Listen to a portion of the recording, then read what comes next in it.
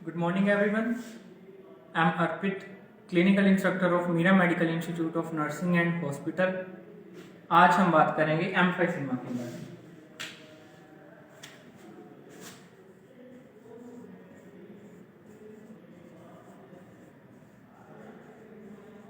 Students, पिछले lecture में हमने बात की थी सीओपीडी के बारे में और आज हम बात करने वाले हैं एम्फाइसीमा के बारे में।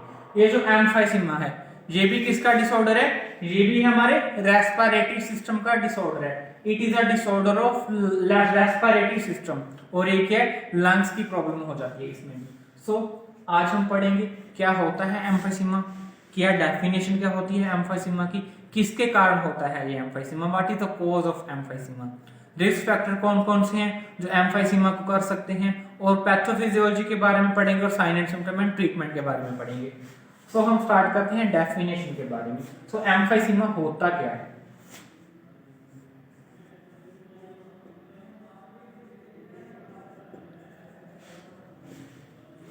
डेफिनेशन एम्फाइसीमा, एम्फाइसीमा क्या है? Emphysema is a lung disease. Emphysema क्या है? एम्फाइसीमा एक लंग डिसीज है, is a lung disease that damages the emphysema का एक लंग डिसीज है जो किसको डैमेज करती है? हमारे एयर सैक्स को। एयर सैक्स को, एयर सैक्स को हम बोलते हैं एल्वियोलाई। ये जो एल्वियोलाई होती है हमारी ग्रेप लाइक स्ट्रक्चर एल्वियोलाई, तो उसमें क्या वो क्या डैमेज होने लग जाते हैं एल्वियोलाई। तो एम्फाइसीमा में क्या हो रहा है? ये जो एयर सैक्स हैं वो क्या डैमेज हो रहे हैं। Emphysema is a lung disease that damage the air sacs और एल्वियोलाई।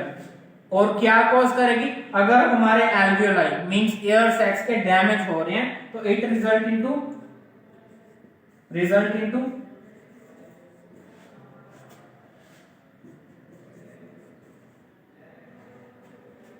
क्या कॉज करेगी? ये difficulty in breathing, difficulty in breathing.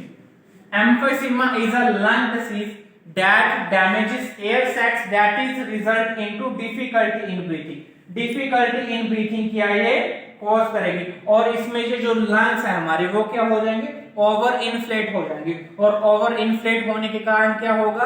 Patient को डिफिकल्टी इन ब्रीथिंग होगा, सांस लेने में दिक्कत होगा। ये कंडीशन होती है एम्फाइसीमा की।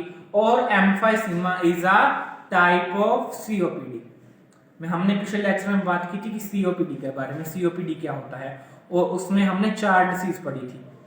तो उसमें एक डिसीज है emphysema. So emphysema is a type of COPD. COPD में भी क्या हो रहा था? ग्रुप ऑफ डिसीज हो रही थी और उसमें क्या है? सांस लेने में दिक्कत हो रही थी। और एम्फाइसीमा में भी क्या हो रहा है? ये जो हमारे एयर सैक्स होती हैं लंग्स में एल्वियोलाई होते हैं वो धीरे धीरे क्या है? डैमेज होने लग जाते हैं और डैमेज होने के कारण वो कॉज करते हैं difficulty in breathing.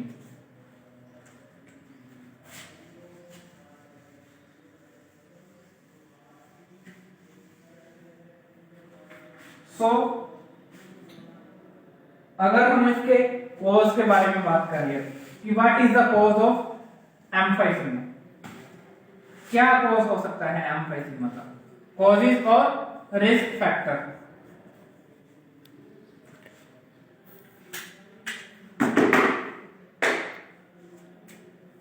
Causes and risk factor, कौन कौन से रिस्क फैक्टर हैं एम्फाइसीमा के? ये आपको जैसे कि पता है एज के अकॉर्डिंग भी हो सकता है। जैसे जैसे एज होगी वैसे वैसे क्या हमारा इम्यून सिस्टम वीक होता जाएगा और जैसे जैसे इम्यून सिस्टम वीक होता है तभी हमें कोई ना कोई डिसऑर्डर हो सकता है। और क्या होगा? सिगरेट स्मोकिंग, सिगरेट स्मोकिंग, कोई भी अगर हम सिगरेट स्मोकिंग लॉन्ग टाइम से क्या है सिगरेट स्मोकिंग कर रहे हैं तो भी क्या है लंग्स पे इसका इफेक्ट पड़ेगा, तो ये भी क्या है रिस्क फैक्टर हो सकता है। देखिए स्टूडेंट्स, जितने भी हमारे रेस्पिरेटरी डिसऑर्डर हैं उसका अगर हम कॉज की बात करें कोई भी मेन कॉज नहीं है। मेन कॉज हमारे पास सही होंगे, कोई बैक्टीरिया वायरस, कोई क्या बैक्टीरिया और वायरस है,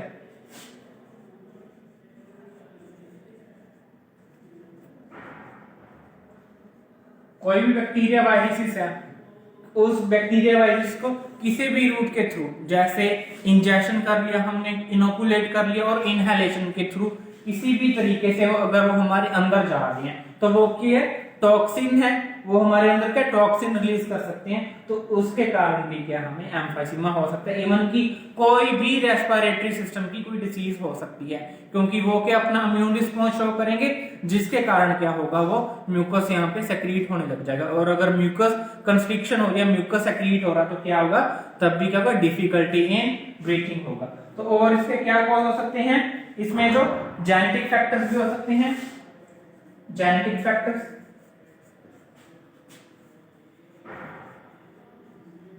और इसमें जो मेन एंजाइम है एम्फाइसीमा में वो कौन सा है, alpha 1 antitrypsin enzyme, alpha 1 antitrypsin deficiency. Alpha 1 antitrypsin deficiency ये क्या है, अगर इसकी अल्फा 1 एंटीट्रिप्सिन की डेफिशिएंसी हो रही है, ये क्या एक एंजाइम है, अगर हमारी बॉडी में इसकी डेफिशिएंसी हो रही है, then it will cause emphysema. It is a important cause और risk factor of emphysema. These are the main causes and risk factors of emphysema। अगर अब हम बात करें कि इसकी टाइप कौन कौन सी है, इसकी टाइप एम्फाइसीमा की टाइप्स, तो एम्फाइसीमा की मेनली 3 टाइप्स होती हैं। एक तो होती है पहली टाइप इसकी centriacinar, centriacinar emphysema. दूसरी कौन सी होगी, para acinar, para acinar emphysema. Centriacinar emphysema, दूसरी है पैरा एसिनर एम्फाइसीमा, और तीसरी है पैरासेप्टल।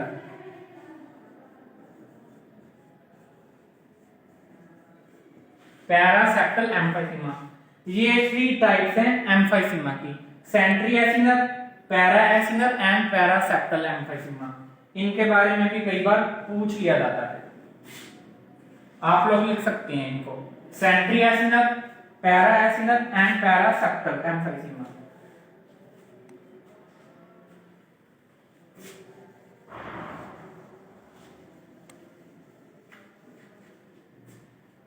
अगर हम इसकी पैथोफिजियोलॉजी की बात करें, पैथोफिजियोलॉजी, स्टूडेंट्स मैंने आपको पहले भी बताया था कि पैथोफिजियोलॉजी का मीन क्या होता है, कि कोई भी डिसीज है वो हमारी बॉडी में कैसे स्प्रेड हो रही है, हमारी बॉडी में कोई भी डिसीज कैसे स्प्रेड होती है, तो वो स्टार्ट कहां से होगी, due to any etiological factor, due to etiological factor, कोई भी इटियोलॉजिकल फैक्टर, जैसे कोई भी माइक्रो ऑर्गेनिज्म लाइक बैक्टीरिया, कोई भी वायरसेस को हमने क्या इनोकुलेट कर लिया, या इंजेक्शन कर लिया, या फिर क्या इनहेल कर लिया, इन तीनों रूटों के थ्रू किसी भी तरीके से अगर कोई बैक्टीरिया वायरस वो हमारे अंदर चला गया due to any etiological factor, अगर बैक्टीरिया वायरस अंदर जा रहा है तो वो क्या कॉज कर सकता है, तो वो करेगा द एल्वियोलाई आर ओवरस्ट्रेच्ड, जो हमारी एल्वियोलाई है वो क्या डैमेज हो रही है ना, एल्वियोलाई क्या होगी, ओवरस्ट्रेच्ड हो जाएगी, एल्वियोलाई बिकम overstretched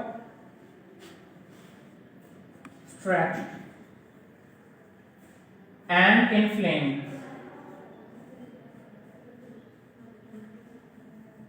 ये जो एल्वियोलाई है वो क्या ओवरस्ट्रेच्ड हो जाएगी एंड इन्फ्लेम्ड हो जाएगी, जिसकी वजह से क्या होगा, एल्वियोलाई में क्या एयर ट्रैप हो जाएगी, air trapped in the alveoli. हम ट्रैप मतलब ये जो एयर के छोटे छोटे मॉलिक्यूल्स हैं वो क्या हमारे एयर सैक्स हैं, जैसे ये क्या एयर सैक्स हैं। तो इसमें क्या जो एयर के छोटे छोटे मॉलिक्यूल्स हैं वो क्या जाके ट्रैप हो जाएंगे, जिसके वजह से भी क्या ब्लॉकेज हो रही है। और अगर ब्लॉकेज हो रही है तो क्या होगा, अगर यहाँ पे एयर ट्रैप की ब्लॉकेज होगी तो क्या होगा, जो हमारी सांसें हैं, रेस्पिरेशन है, गैसेस हैं, वो प्रॉपर एक्सचेंज नहीं कर पाएंगी। और कौन सी गैसेस प्रॉपर एक्सचेंज नहीं कर पाएगी, कौन सी गैस होती है हमारी बॉडी में, जैसे CO2 एंड ऑक्सीजन। जैसे हम ऑक्सीजन अंदर की तरफ लेते हैं और कार्बन डाइऑक्साइड क्या बाहर की तरफ छोड़ते हैं, तो वो क्या उन दोनों गैसेस के आपस में प्रॉपर एक्सचेंज नहीं हो पाएगा। Exchange of gases, exchange of gases, that is CO2 and O2 का क्या है इम्बैलेंस हो जाएगा। CO2 एंड O2 का क्या है इम्बैलेंस हो जाएगा। और अगर CO2 एंड O2 का क्या है इम्बैलेंस हो रहा है तो इसके कारण क्या होगा, इसके कारण होगा डिफिकल्टी इन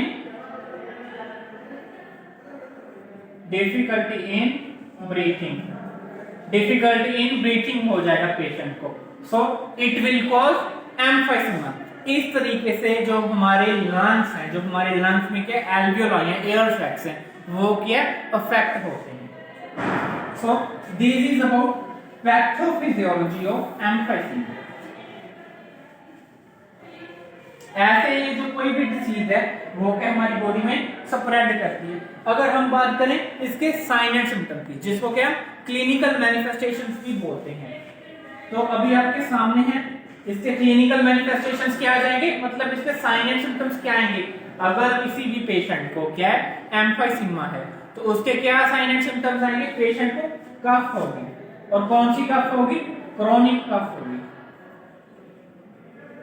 ये और किसमें हमने पढ़ा था, सीओपीडी में भी यही सिम्टम था, और सीओपीडी की ही ये टाइप है एम्फाइसीमा, तो उसमें ये सिम्टम देखने को मिलेगा ही, क्रोनिक कफ, क्रोनिक कफ होगी।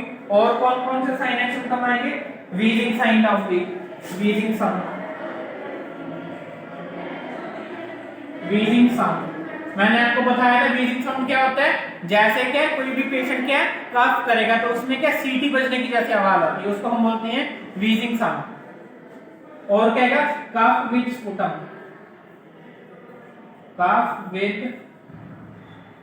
स्पुटम, जब पेशेंट कफ करेगा तो उसको क्या स्पुटम आएगा, जब कफ विद स्पुटम, और sputum with blood, sputum with blood, और स्पुटम विद ब्लड को हम क्या बोलते हैं, हेमोप्टाइसिस।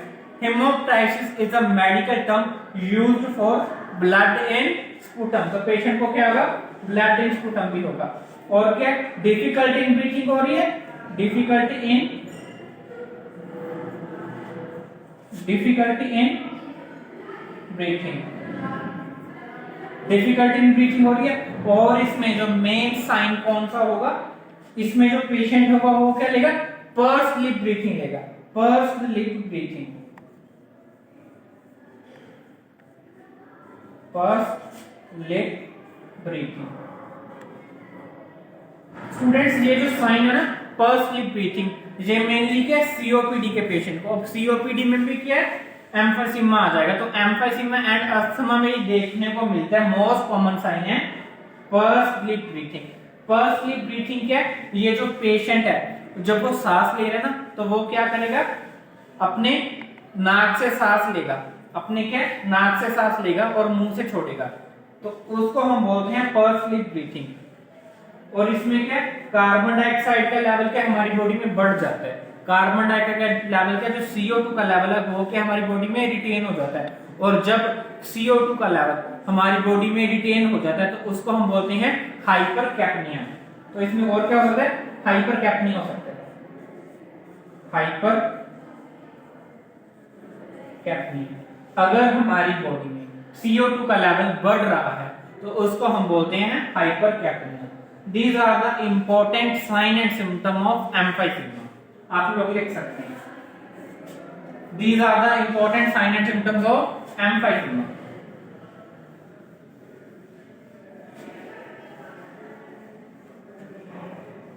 अब हम इसकी बात करें अगर डायग्नोस्टिक वैल्यूएशन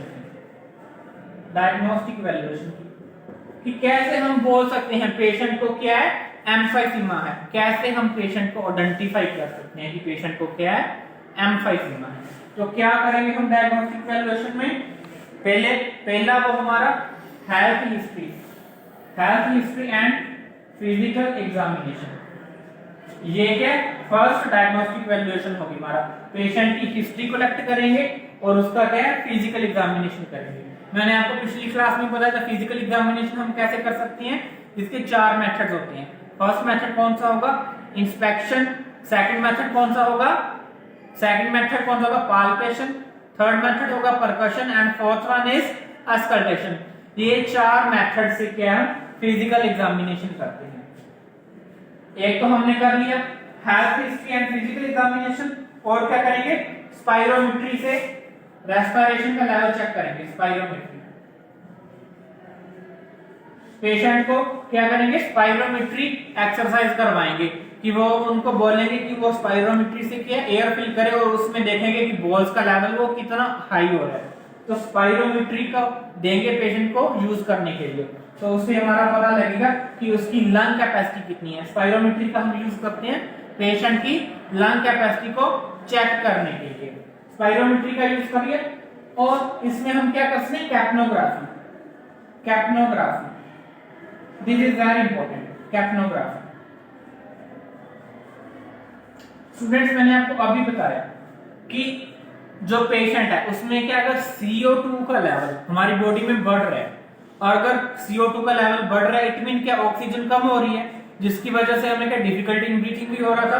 तो CO2 का लेवल फाइंड करने के लिए बॉडी में हम क्या करेंगे कैप्नोग्राफी करेंगे, कि ये क्या लगातार मॉनिटरिंग करेगा कि हमारी बॉडी में कितनी प्रेजेंट है CO2 की। और क्या कर सकते हैं इसमें हम ABG कर सकते हैं। ABG का मीनिंग होता है arterial blood gas. Arterial blood gas हम इसमें चेक करते हैं मेनली। और क्या करेंगे, और कौन सी डायग्नोस्टिक वैल्यूएशन आ जाएगी, स्पुटम एग्जामिनेशन भी कर सकते हैं। स्पुटम एग्जामिनेशन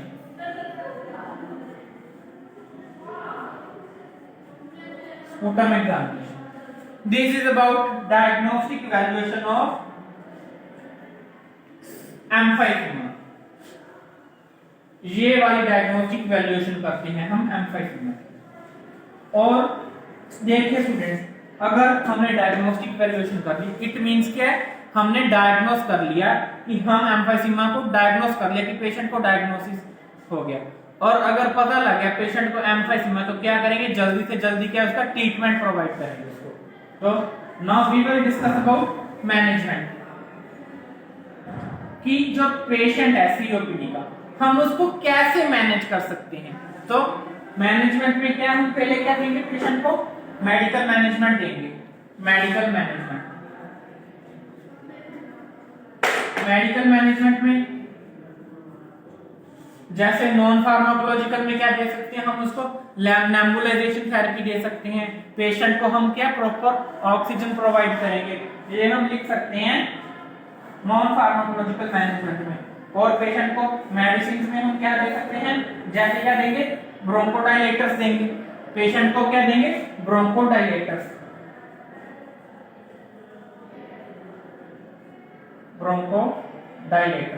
ये जो ब्रोंकोडाइलेटर्स है, ये ब्रोंकोडाइलेटर्स क्या काम करते हैं, जो हमारे ब्रोंक्यूल्स होते हैं उसको क्या है डायलेट करने का काम करती हैं। ये क्या करेंगे ब्रोंक्यूल्स को डायलेट करने का काम करेंगे। ब्रोंकोडाइलेटर्स दे सकते हैं, और क्या दे सकते हैं स्टेरॉइड्स दे सकते हैं,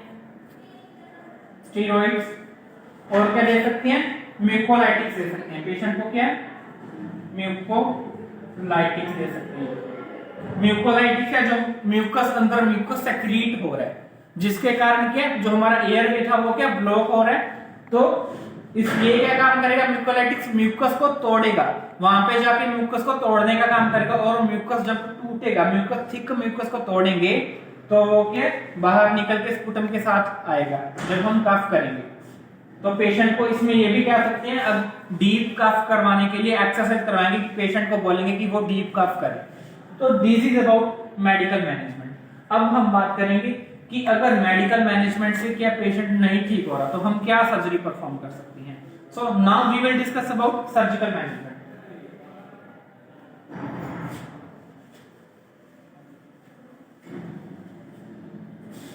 स्टूडेंट अब हम बात करेंगे इसके सर्जिकल मैनेजमेंट की।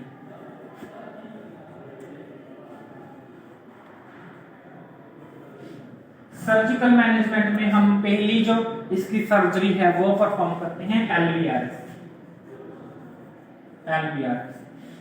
एलवीआरएस का मीन होता है lung volume reduction surgery. Lung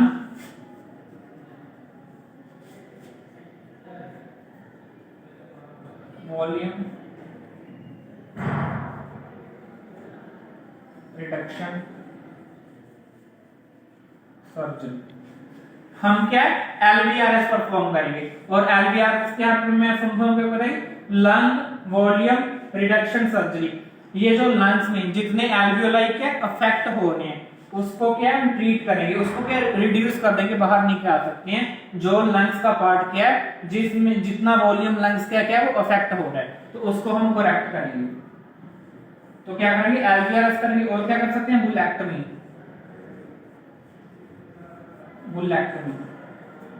ये भी क्या है इसकी सर्जिकल मैनेजमेंट है। क्या अगर हम एलवीआरएस नहीं कर रहे तो क्या करेंगे बुलेक्टमी करेंगे। और बेलोक्टमी का मतलब क्या था बुलेक्टमी का, जैसे ये क्या ये इस वर्ड से बने जैसे बैलून्स हो गया, बैलून्स ये जो हमारे एल्वियोलाई एयर सैक होते हैं बैलून्स टाइप होते हैं, बैलून्स टाइप। तो ये जो एल्वियोलाई ये क्या डैमेज हो रहे थे और ये जो डैमेज इसके बीच में जो पार्ट डैमेज है उसको हम रिमूव कर देते हैं। ये इस प्रोसीजर को हम बोलते हैं बुलेक्टमी। तो हमने कौन सी मैनेजमेंट की एलवीआरएस की, बुलेक्टमी की और क्या कर सकते हैं अगर जितना पार्ट अफेक्ट था वो हमने रिमूव कर दिया और अगर पेशेंट का सारा लंग की डैमेज हो रहा है तो उस कंडीशन में मतलब क्या सीवियर कंडीशन आ गई, अगर पेशेंट के पूरे लंग्स ही डैमेज हो चुके हैं तो लास्ट हमारे पास ऑप्शन बचेगी, वहां पे हम करेंगे लंग ट्रांसप्लांटेशन। लंग ट्रांसप्लांटेशन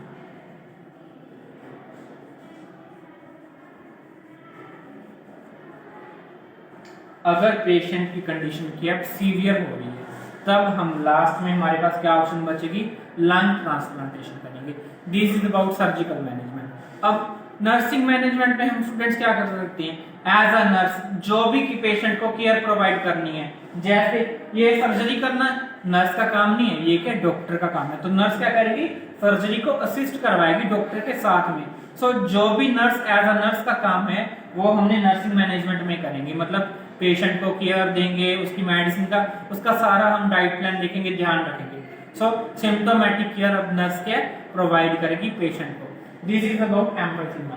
आज हमने बात की रेस्पिरेटरी सिस्टम का जो डिसऑर्डर है मोस्ट कॉमन डिसऑर्डर है एम्फीसीमा, आज हमने उसके बारे में पढ़ा। तो मुझे उम्मीद है कि आपको समझ आया होगा। ज्यादा से ज्यादा वीडियो को देखें और लाइक करें। Thank you.